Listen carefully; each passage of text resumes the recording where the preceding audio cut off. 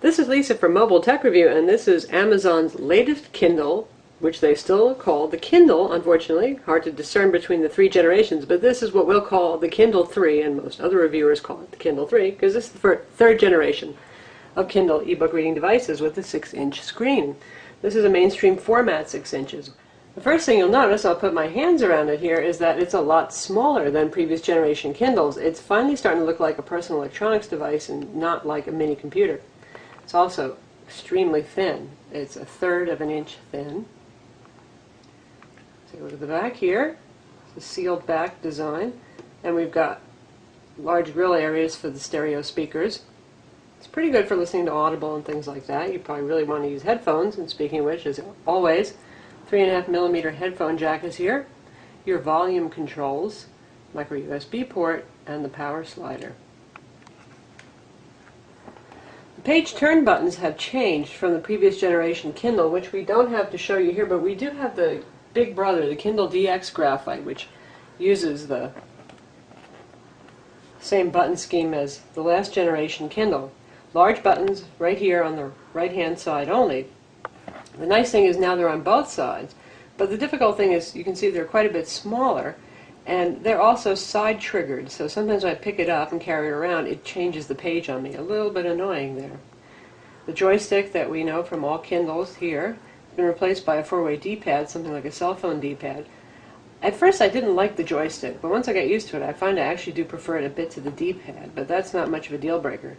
What can be annoying is you've got to be careful if you're hitting the corners here, you might accidentally hit these buttons, which are pretty close, because the menu, back, and home buttons that used to be on the side spine have been moved to the keypad area, so Amazon could make this 21% smaller than the previous generation Kindle. Again, as you can see, the elongated buttons that we knew from past Kindles have been changed to round buttons, and these are domed buttons, and they have a rough texture. I really like these. I find this much easier to use than this kind of keyboard where my fingers were just kind of sliding off the top or the bottom of the keys. You really stay centered here. This is quite pleasant. Here we're going to do a size comparison with three popular readers. Here's the Kindle 3, obviously. This is the Kobo reader that's offered by Borders and sold directly by KoboBooks.com as well.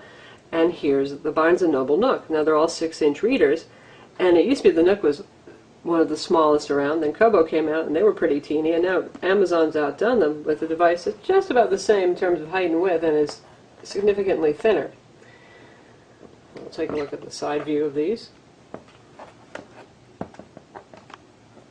you can see on video, the Nook is by far the thickest and the heaviest. For some reason the Nook is just a heavy ebook reader, while the new Kindle is 8.7 ounces for the one with Wi-Fi and 3G, making it incredibly light and light as a paperback book, as Amazon likes to point out.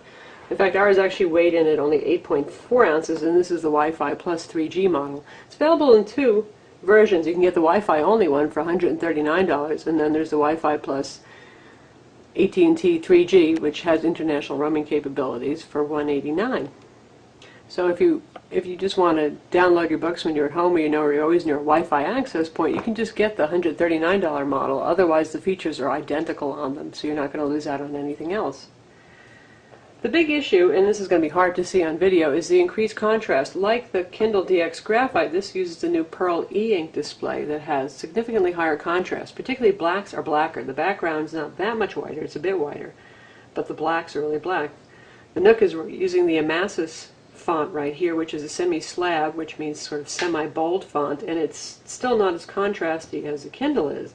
It's a lot easier to read in low light, particularly the Kindle. And the Kobo here is the lightest, looking fairly faint.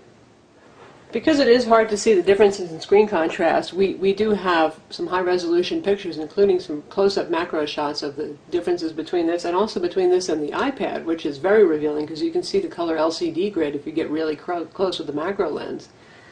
So be sure to visit our site to look at the full review and see the pictures there. What we're going to show you now is other improvements. Page turns have gotten very quick. You're always going to have that flash to black for a second with e-ink. That's part of the technology. It's an inherent feature, but that is like really, really, really quick. It's hard to do these things simultaneously, but let's just try doing page turns at the same time and see who wins.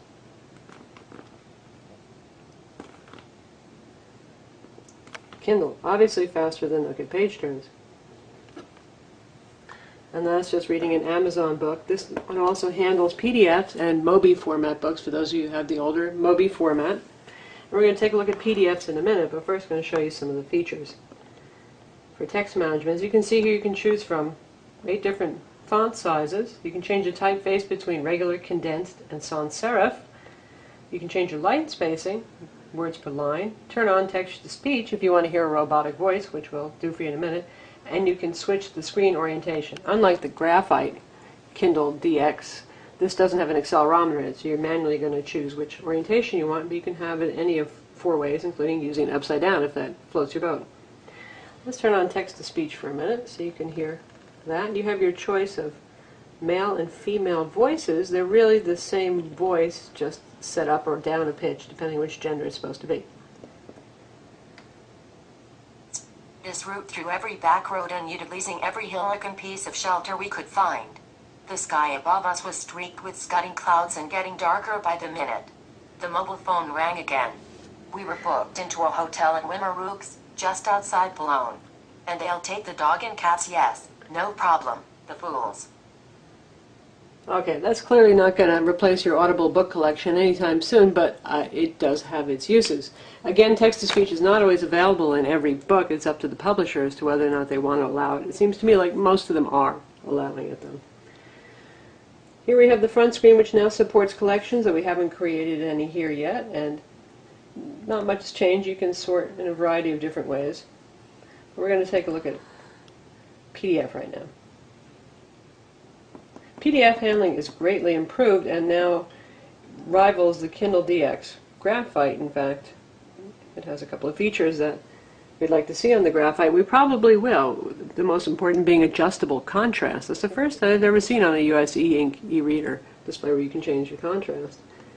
So here we've got a PDF manual. Page turns here are also very quick.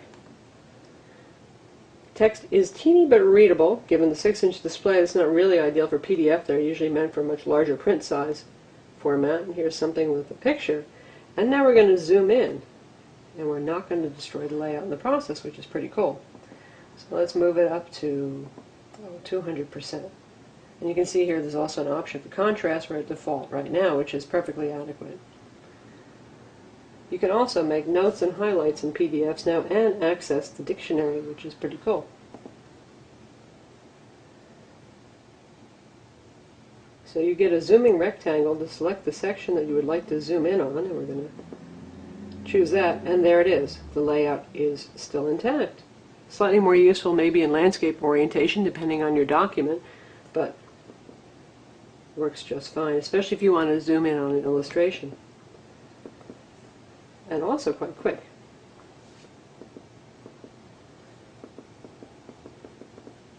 Now the zoom is only per page. It's not going to flip over to the next page if you keep hitting the D-pad. The last thing we're going to take a look at the web browser, which again is greatly improved even over the Kindle DX Graphite. Still put under the experimental section. And we're going to do this over 3G, not over Wi-Fi, so you can see what that's like. It is faster over 3G, over Wi-Fi, but it's not too bad over 3G either. Here we are on the Facebook page. You can zoom, and you can also switch to landscape view. We're going to stick with this for the moment, this view. And we are going to take a look at bookmarks. Amazon starts you out with a good selection of bookmarks. And by default, it's going to desktop mode view, which is pretty nice. There's an article view mode, which makes it easier to read text. It's probably more practical on this e-ink display, but in general, this WebKit browser is pretty darned amazing. And we'll go to our own website, which is a non-mobile site with plenty of images and things.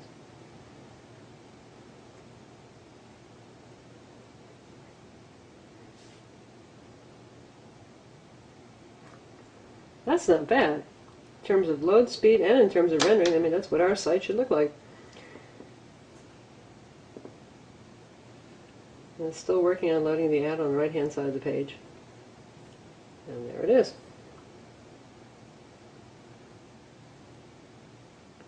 And obviously there's a zoom in function here. And it even supports things like the DHTML drop-down menus, which is pretty advanced. We've seen smartphones that still have problems with that kind of thing. And you've got the virtual cursor here with the finger. I'm going to go to this review page here. And again, you can switch this to landscape mode if you want.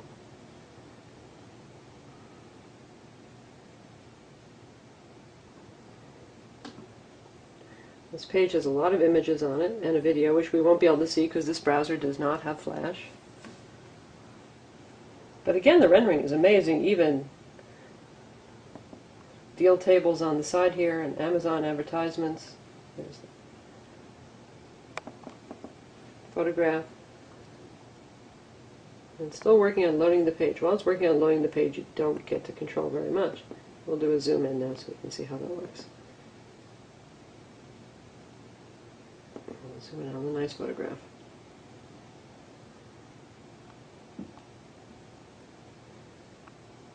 And there's the zoomed in view.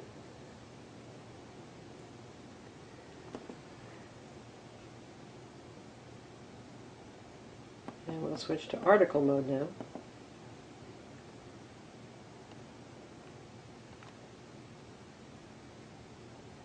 So that makes it much more readable in terms of what you can read on an e-ink display. And it keeps the pictures too. Just formats it to flow very nicely in a single column, and it makes the font size large enough that you can actually view it.